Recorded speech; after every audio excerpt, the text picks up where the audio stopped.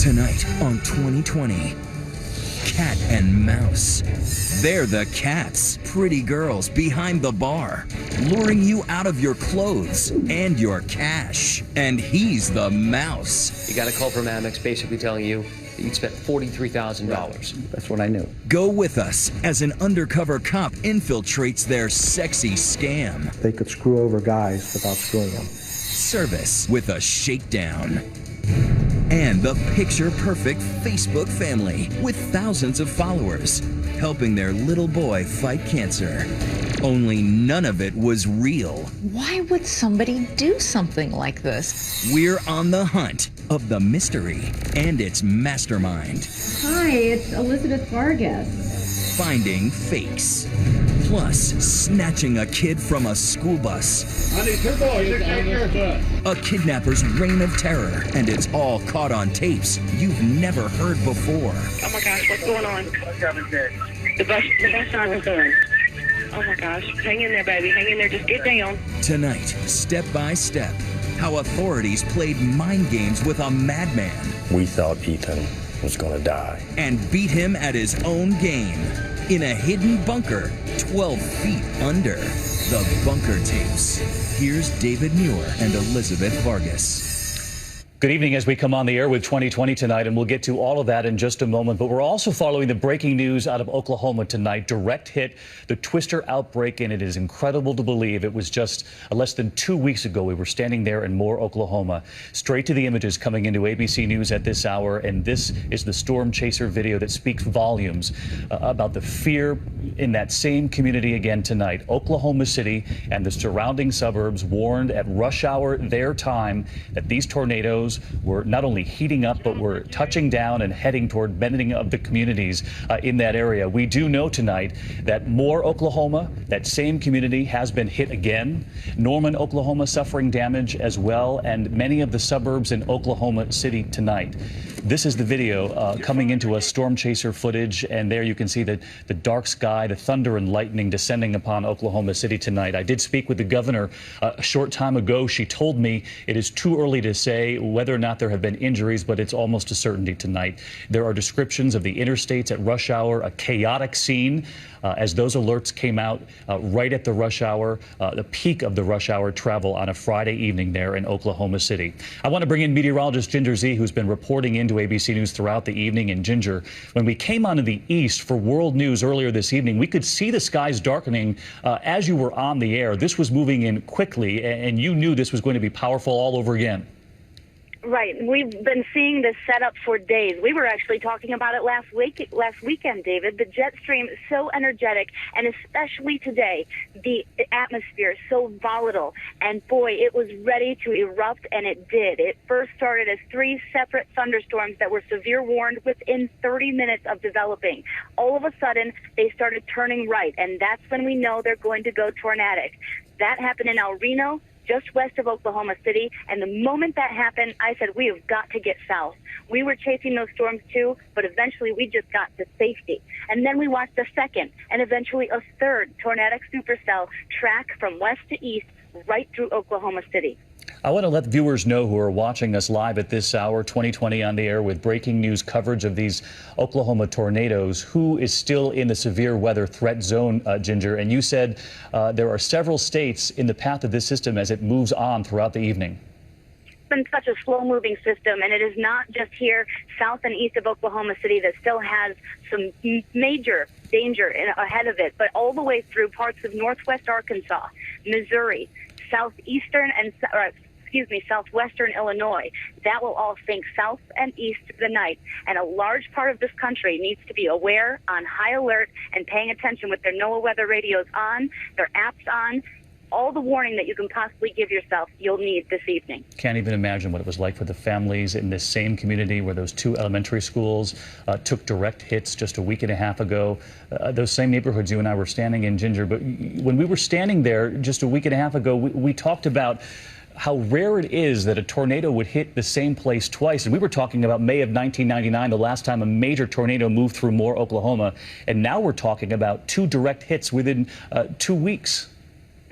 It is. It's an unbelievable statistic that I did not think possible. Now, this part of the country always gets a lot of severe storms, and yes, more tornadoes than anywhere else, especially in May.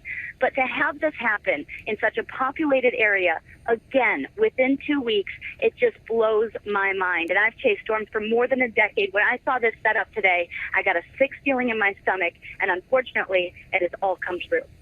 Ginger, stay with us here on 2020, and I can report to our viewers that the Oklahoma Highway Patrol had been warning motorists to try to get off the interstate if that was possible. But as you can imagine, at rush hour, it was simply jammed on the highways there. There are some reports that motorists were hurt in this severe weather as it passed through. And as you heard Ginger report there, more severe weather on the way for parts of Oklahoma, Arkansas, Texas, even as far north as western Pennsylvania over the next 24 hours. We will continue to follow this. ABC's Mike Betcher, who is an Oklahoma City native, was actually in his basement with his family. He's come upstairs to talk to us tonight. Mike, I know you were concerned about another alert coming through, another threat of possible tornado. Can you give us the latest? That storm is dissipated, but the storms Ginger talked about to the east are still active, and there are tornado warnings for areas southeast of Oklahoma City. The Oklahoma Highway Patrol is reporting at least 2 deaths along Interstate 40 west of Oklahoma City. That entire interstate was a parking lot as the tornado tracked right along Interstate 40. An Oklahoma Highway Patrolman spokesman talked about 2 people being sucked out of their cars. There are numerous other injuries being reported near Interstate 40 west of Oklahoma City. That storm tracked straight towards our neighborhood and then jogged south through South Oklahoma City, then to Moore, which is just south of the Oklahoma City area, and then to Norman. But there are 2 separate storms now that are still active. There east, it looks like Oklahoma City itself is in the all clear now. They're trying to assess damage still. And Mike, you and I were talking about Interstate 35, where we did so much reporting that for viewers watching around the country tonight is the area that is in Moore, Oklahoma, right in front of the hospital. The top layer of the hospital, top floor, simply sheared off, and not far from there, those 2 elementary schools. And Mike, you were telling me that according to police there, it's possible that there was another hit right on Interstate 35 right there. Correct. That funnel cloud was reported on the ground right in that location passing through. Now, we have more police reports of cars overturned in that area. I-35 at that time was packed solid. Cars were not moving. Headlight after headlight by the thousands up and down for miles. And that would have been an extremely hazardous situation. You would have had the problem, too, of debris that extends for miles and more being picked up again by this storm, with winds at least 150 to 200 miles an hour inside that tornado that they were monitoring. That debris basically becomes projectiles that can kill. We're still trying to assess what the damage is south of Interstate 40 and South Oklahoma City, Moore and Norman, Midwest City, Tinker Air Force Base, a giant Air Force base. Tornado passed through there. All over town, all you hear right now are sirens. The winds 10 minutes ago were gusting over 50 miles an hour. Now it's eerily silent. Well, Mike, stay safe, and we appreciate you reporting in again. And for the folks who are watching from all over the country, you're likely thinking what we are, which is just simply shaking our heads that this could hit again a week and a half later. And I wanted to give you a sense of the alerts that went out. This is our affiliate, KOCO, and the warning from the meteorologist there moments before these twisters came through. Take a look. You need to be getting into your tornado shelter right now. We see the circulation right here. This is going to continue to move to the southeast. The Weather Service is saying that storm spotters are tracking a confirmed tornado 4 miles northwest of Moore. All right, so at least for a time, this circulation was on the ground. So, if you live in Moore, you got to get below ground right now, get to your safe area. To be honest, there are so many circulations on the southern edge of this massive supercell. I can't keep up.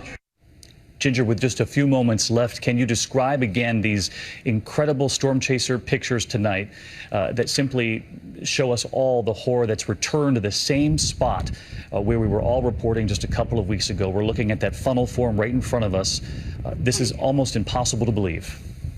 David, I just have been seeing some of those images for the first time, and I'm clicking on videos that are my friends. These are my meteorology and storm chasing friends that I have known for more than a decade, and I'm shaking just to see what has happened here.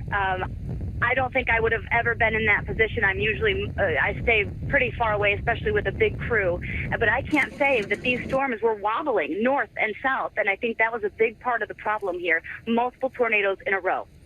Ginger Zee reporting from the storm zone tonight. She is in Oklahoma as we stay with this footage coming in to ABC News at this hour. You can see the dark sky there, and you can only imagine the fear for those families, the children, the brave teachers we all met just a week and a half ago. We'll continue to stay on this and the rest of 2020 when we come back. We'll be right back.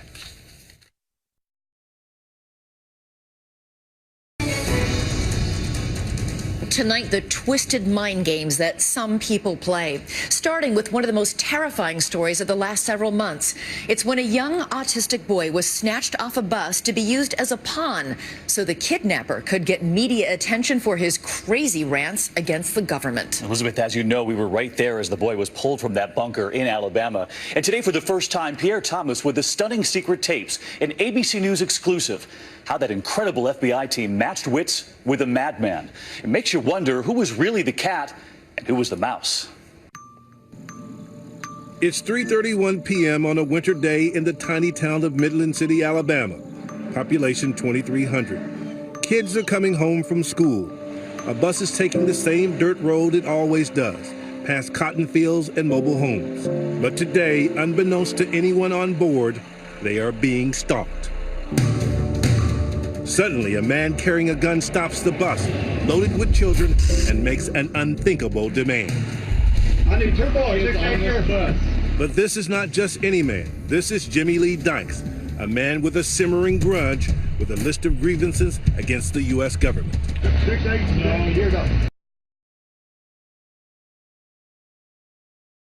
In this exclusive audio recorded by the bus security system, you hear the 65-year-old Dykes threatening to kidnap 2 of the 21 children on that bus.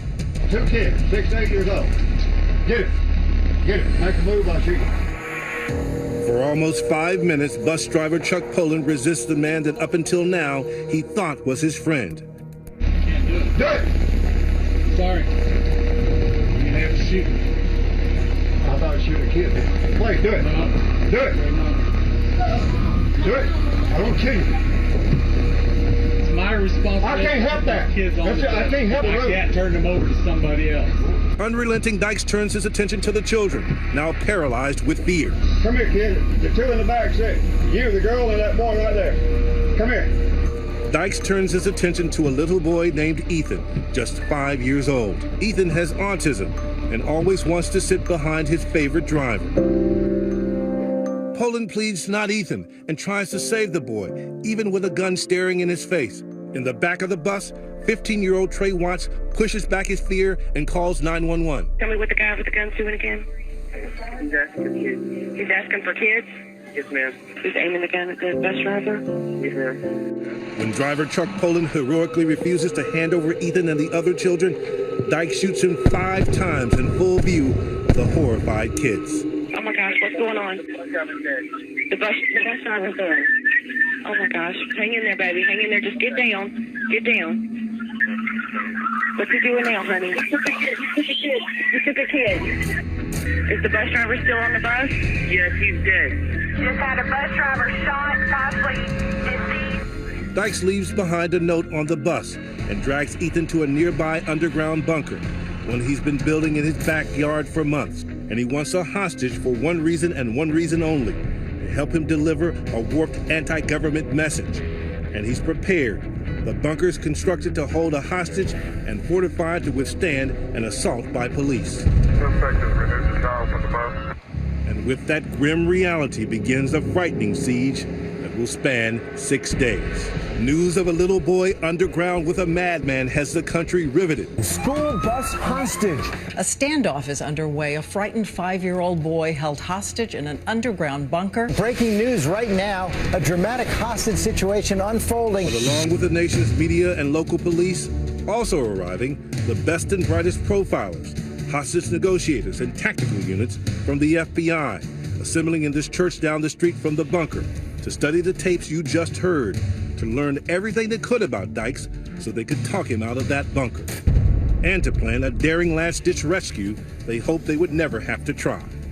For the first time, they're speaking exclusively to ABC News, giving a minute-by-minute account of those harrowing days, the cat-and-mouse moves they made as they tried to negotiate with a deranged kidnapper who's already proven he's willing to kill. You know, for a good while up front, we didn't know what we were dealing with. Unclear. Molly Ammon, a behavior is one of the team members. We had the note that he left on the bus.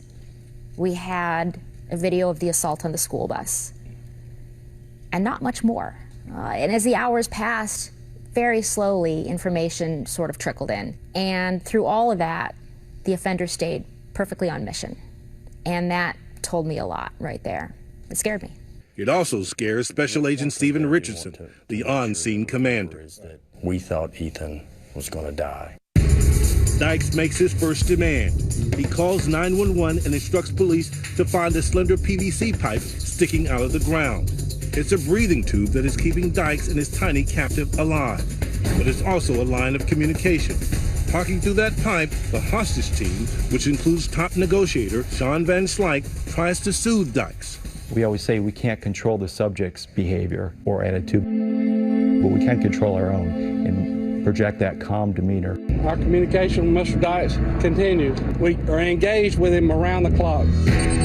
But who is this man, and what does he plan to do?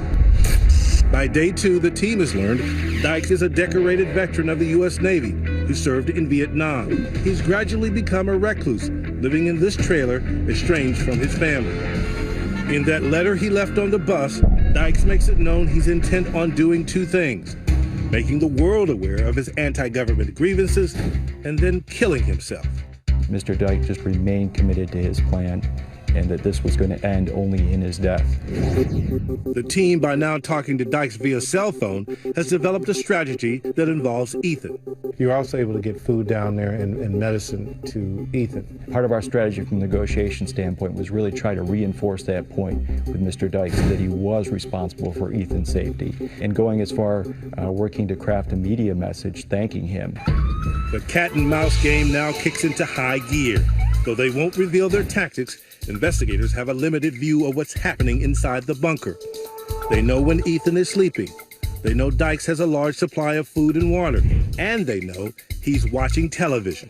So negotiators use the media to try to manipulate his feelings so Dykes sees Ethan as someone's little boy.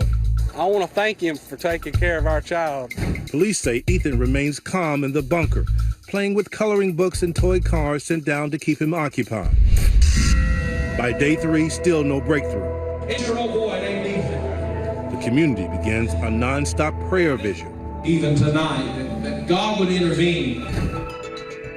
But in the command center, the team is hopeful. It was encouraging that the dialogue remained open. We were allowing him to vent towards us instead of towards Ethan. And perhaps most importantly in this situation, we were able to gather valuable tactical intelligence. Like details about the bunker in which Dykes is holding Ethan hostage. It is buried 12 feet down, 6 by 8, about the size of a parking space. These are photos of inside the bunker seen here for the first time ever. It has ventilation, electricity, and bunk beds. But more chillingly, the team discovers the bunker is rigged with explosives. That plastic pipe through which negotiators had originally been talking to Dykes, there's a bomb in it. He had the knowledge and the sophistication to build a device that could not only kill himself and the little boy, but could kill us as first responders and bomb technicians. Sheriff Wally Olson shows us how close his officers were to death. They would have to get up to the pipe and talk into the pipe. So, I mean, they were on top of the pipe that he could have detonated the bomb at any time. And even more sobering was the method by which Dykes was determined to deliver his twisted message. His intent was to have a female reporter down there with him and that she would hold his hand. Well, in fact, he got his final message out to the world and then committed suicide in her presence. That was never going to happen. We're not in the business of endangering more lives. Day 5, and everything is beginning to come to a head. When we come back, for the first time ever, the rant by Dykes that persuaded the team they had to act. You just go ahead and send some down that goddamn funnel up there to their death. Our behavioral analysis folks told us the best you can hope for is a murder-suicide. And their worst fear? Has the madman brainwashed little Ethan? He said, if anything happens to me, I have told Ethan to pull the trigger. Stay with us.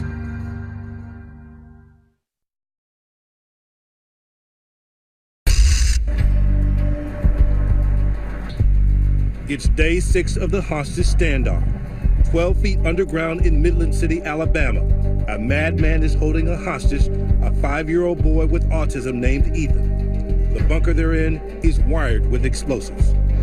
Above ground, the nation's attention has been captured by the events in this small, close-knit community. We do begin this evening with that standoff playing out in a small town in Alabama, which on this day is taking a moment to mourn its own.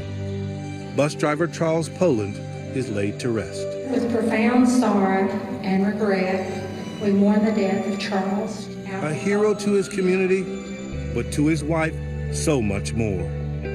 He was my best friend, my sweetheart. He loved us kids. Down in the bunker, Dykes is growing more and more belligerent as he begins to suspect the negotiators won't give him what he wants. In these recordings exclusively obtained by ABC News, he begins to rant at negotiators. By the end of this day, there's going to be a determination as to just exactly what the hell is going to take place. You just go ahead and send some mother down that goddamn funnel up there to their death. The 65-year-old decorated vet is angry at the government and disdainful of the police. You're scared. You know goddamn well I'm smarter than most of you people. You know goddamn well I have the knowledge, I have the experience, I have the ability, and I have the balls to show just how corrupt this goddamn system is. His rants have little logic, but he wants his story told. A story he believes will spark anarchy. You know goddamn well that what I say when I go public is going to create chaos, going to create riots. All of this people are going to be standing up to this mother dictatorial, incompetent, self-righteous bunch of sorry bastards in government. And if that sorry son of a bitch above you doesn't respond to me by 5:30 this afternoon, then by God, I will not be talking to you no more. As they begin day 6, the nation holds its breath. Still no rescue. And the danger to Ethan is increasing with every second. Law enforcement's secret eye in the bunker reveals a dangerous man on the brink. He was handling the weapons and the bomb inside the bunker on a more frequent basis. We knew that Jim Dykes had begun to rehearse. He had begun to prepare. And Dykes has a diabolical plan for Ethan. Jim Dykes relayed to the negotiators, if anything happens to me, I have told Ethan to pull the trigger. That meant he had told Ethan to detonate the IED, the second IED that was inside the bunker. I think anyone who was aware of that was wondering, is this it? Right now, this moment, is this it? But police have a plan of their own. They've been practicing a rescue in this mock bunker nearby, and they're preparing for the worst. Why? Ethan is becoming attached to Dykes. Ethan is perhaps attaching in a genuinely affectionate way to the offender, which is a problem, because we don't want him to run in the wrong direction if there's an assault. The final decision of what to do would involve a gut check moment with the FBI director. Ron Hoskell, who heads the FBI's criminal division back in Washington, has been consulting with officers on the scene and regularly briefing FBI Director Mueller and Attorney General Eric Holder. Time appeared to be running out. Our on-scene commander was on the line, and the situation was not a happy one. Our behavioral analysis folks told us the best you can hope for is a murder-suicide. The decision is made to take on Dykes armed with guns and bombs, head-on his turf in a tight space. Neil, too, of the state police, remembers speaking with one of the FBI tactical team members the night before the assault. It was very clear to me that he was willing to sacrifice his life if it meant saving Ethan's. It's now the moment of truth. I was feeling so many things. I was scared. Knowing what was waiting for them down there, they went anyway. It's chilling. I'll tell you, in the command post, when the authorities were granted to execute the plan, there was silence. The bunker is finally breached, and with that, Dykes began to make good on his threats, detonating the bomb in the PVC pipe. Smoke begins pouring out of the bunker entrance, only 3 feet in diameter. The 5-member tactical team descends into darkness. They immediately received gunfire from Mr. Dykes.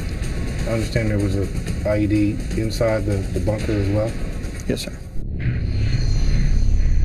He was in the process of trying to detonate it. So we're talking about seconds. Literally meant everything. Absolutely. It's all over in 2 minutes. Then, silence. And it seemed like an eternity. Quiet. I think we were all praying. I vividly remember looking at Kevin and saying, "You've got to tell me the child's okay." The next radio traffic that we heard was the child's crying. As a parent, that's a thumbs up. That is a thumbs up. If he's crying, he's breathing. Dykes is shot and killed in the confrontation. Ethan and the agents were okay, remarkably sustaining no major injuries. Do you guys believe in miracles? I believe it's by the grace of God. But with all the joy and relief, the thoughts of the team that helped save the life of one child turned to the man who gave his life to save them all, Charles Poland. How proud are you of him? Very, very proud. If I had him now, probably wouldn't let him go for a good long time. Greater love has no man than this, that a man lay down his life for his friends. Next, at this bar, girls keep you drinking up until you have to pay up or else, even for drinks you didn't have. I drank a Heineken. Shouldn't be this much money. We're taking you undercover into a cat and mouse game played on tourists to make sure you don't get suckered on your summer vacation.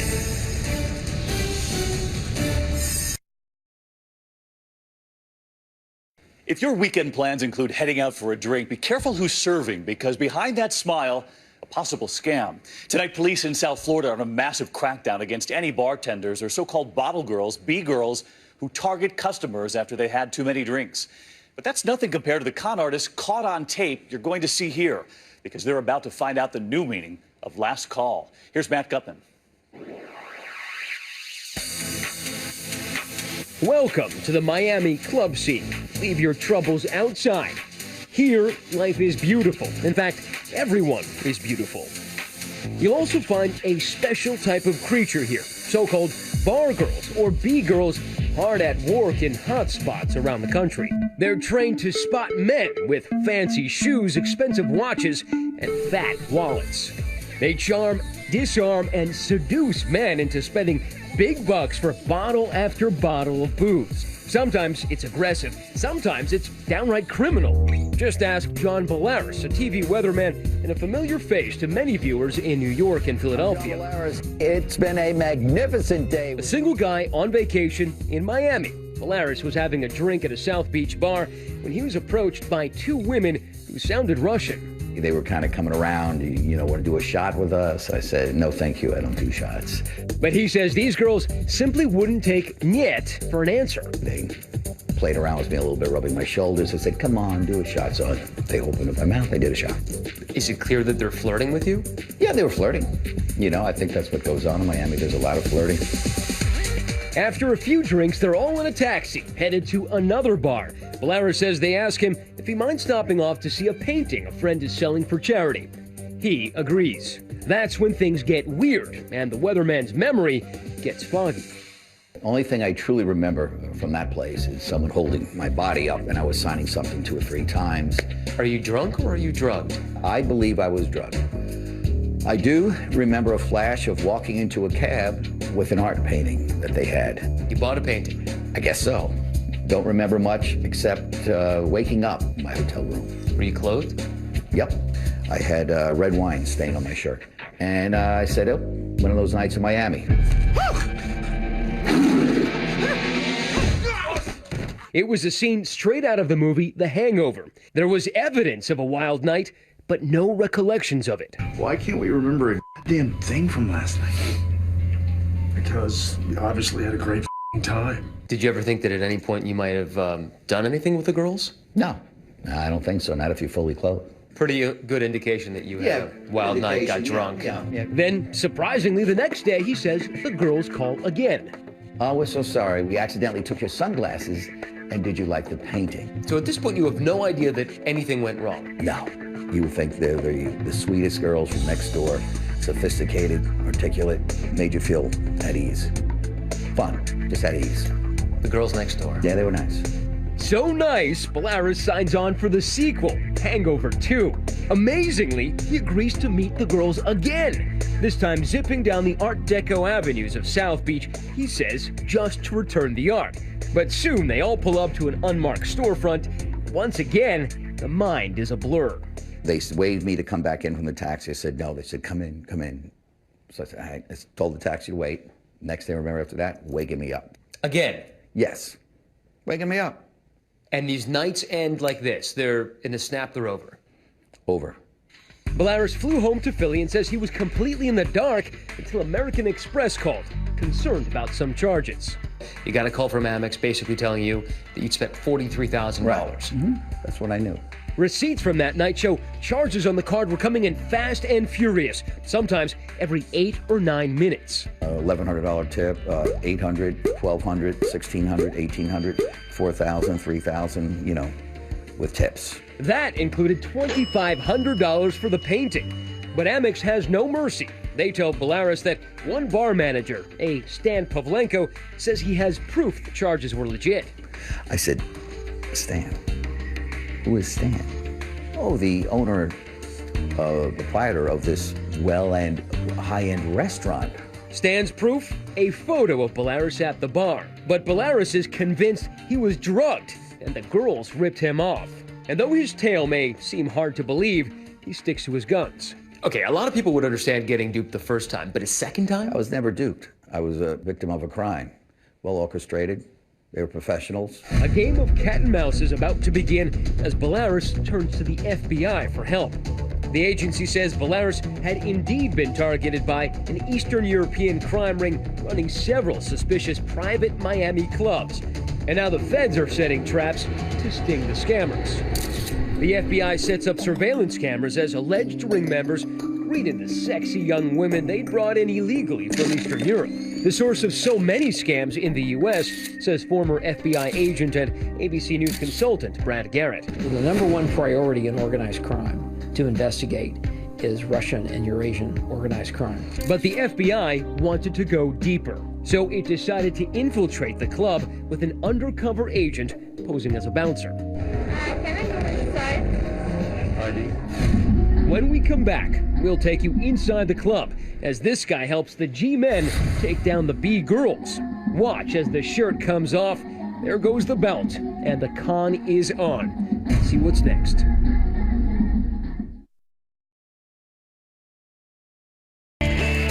This may seem like a bad boy caught on surveillance video doing bad things, but according to the FBI, that hottie is not just naughty, she's a crook. She and these so-called bottle girls worked in cahoots with clubs run by an alleged Eastern European crime ring. Their job? The FBI says to lure men away from swanky South Beach hotspots, take them to their clubs, and then take their money. So the cat and mouse game kicks into high gear. The bouncer and this woman pretend to be strangers so the suckers won't suspect they're actually working together. It's the bouncer's job to make sure they pay and stay. You were kind of a reverse bouncer, someone who's trying to keep patrons in instead of keeping them out. Correct. But Louis King wasn't working for the B-girls, he was working for the G-men. I believe that they thought I was a bad police officer, a corrupt police officer. He does such a good job, the ringleaders make the veteran Miami Beach detective one of their partners. But his real job was to figure out how this multi-million-dollar-a-year scam worked. So, bottles of champagne, broken noses, emptied wallets. What's the most shocking thing you saw? I recalled an individual that two of the girls brought in. Within 5 or 10 minutes after he was in the club, he was already passed out. One of the girls starts slapping him. She's just wailing at him with both hands, and he's not waking up. They get a champagne bucket full of ice water and ice, and they throw it on top of him. But some customers are able to stay lucid, like this guy. You know, they were just so aggressive with the alcohol. Brett Daniels is a single guy who, believe it or not, is a professional magician traveling the world with his act. But here in Miami, he says he was the one who fell for the illusion. I'm a magician. I'm very familiar with cons and swindles, and they got me. Unlike John Bolaris and the estimated 400 other cons, Brett's memory is as vivid as it is painful. B-girls brought him to a club and promised the shots were on them. But he soon became suspicious they were drinking water. And when he reached for one of their glasses to check, boom, she knocked it over. Pretty good sleight of hand. Brett wasn't imagining things. It's the women's job to order as much alcohol as possible without getting drunk themselves. Watch this woman caught by FBI cameras tossing out her drink just after her customer steps away. Whether it's right or wrong, it happens all the time. Jonathan Davidoff, an attorney for one of the girls, has no sympathy for these men. I think it's a great marketing plan, to be honest with you, to send attractive women to go meet guys and bring them back to a club. I see nothing illegal about that. Really? Check the magician's bar bill. I drank a Heineken, and the vodka was on them. Shouldn't be this much money. That much money totaled more than $1,300. Don't you think that is the most expensive wine in the world right there? I think we have expensive place. This man isn't a customer. He's an undercover FBI agent in cahoots with King. And after ordering bottles of wine and champagne, he found that the bar did its best to hide the sky-high prices. You don't ask me about the price. What does that say right there? 7,500. There's no champagne in the world that's worth $7,000. What kind of wine was this, or champagne? You could probably buy it in Publix for $100. Yet the scam investigators caught on tape goes way beyond overpriced booze. Remember Bolaris, who got stuck with that painting? In other cases, the FBI says customer signatures were forged, and they were billed hundreds, even thousands of dollars for alcohol they never even ordered. I specifically told you I want one. This customer is also an FBI undercover agent. Then tell them I'm not paying the bill. Well, you gotta pay the bill because you drank it and you ordered it from me. Our magician says he found that out when he was ushered into the back alley by men with Russian accents and the club bouncer. He says, pay the bill or you're going right to jail. And I'm thinking, I'm in a back alley, it's late, I'm here by myself, I'm under the implied threat of perhaps being beaten up, perhaps definitely going to jail. So he paid his bill. And I signed it, but I signed it with a gun to my head. Not literally, but very close. One bar manager was caught on audio tape tutoring a bottle girl on how to plump up her bar bills with the promise of sex. The only our answer is yes, but later. Yes, but later. A little bit later. Later. Was there ever actually sex involved, or was always the implication that sex might be forthcoming? There was never any sex inside the club. It was always implied by the girls. Finally, after a 13-month investigation, the Bureau felt it had enough to make a case. So the undercover agent pretended to celebrate his promotion. Well, we wanted to get everybody together, one big roundup. I told him that I wanted to throw a big promotion party. As the staff gathered, agents swooped in for the arrests, including Jonathan Davidoff's client. For what my client did, what she's guilty criminally, was coming into this country illegally. But in court, his client and several other girls also pleaded guilty to fraud. The girls and the undercover work of Louis King key to the case against what the government called the puppeteers. One of them, Stan Pavlenko, the same Stan involved with those outrageous charges on John Bolaris' Amex. 2020, ABC News. Last year, 2020 caught up with him. Shut it off and delete the, shut it off, shut it down. Jurors found the men guilty, handing out sentences as hefty as those bar tabs. As for the victims, Brett Daniels' bank refused to refund him a dime. And only after suing did our weatherman finally get his $43,000 back from American Express. Pretty much off the coast. But it ruined him. I got hit hard because they took advantage of me, I think, more than anyone. I feel stupid about that. I regret that I let my guard down so much. But his true satisfaction, testifying in court, turning the tables on the con men. I'm not a cop, I'm not a fireman, I'm not a soldier. I was a victim of a crime and I fought back. I didn't really do anything but do what anyone should do if they were a victim of a crime. For once, the mouse became the cat.